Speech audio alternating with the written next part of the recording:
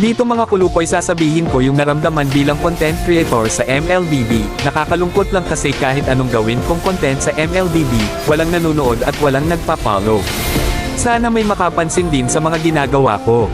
Bilang isang malungkot na content creator sa MLBB, nakakalungkot lang na kahit anong gawin kong content sa MLBB, parang walang nakakapansin.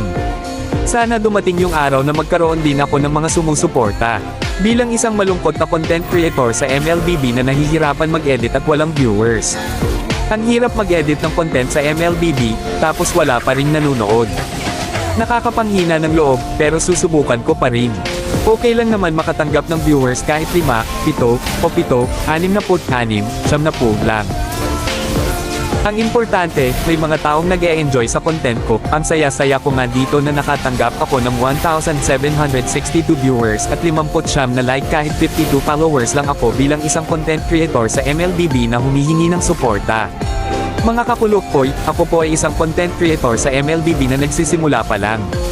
Kung maaari po, sana suportahan ninyo ako sa pamamagitan ng pag-like, pag-share, at pag-follow sa aking mga videos.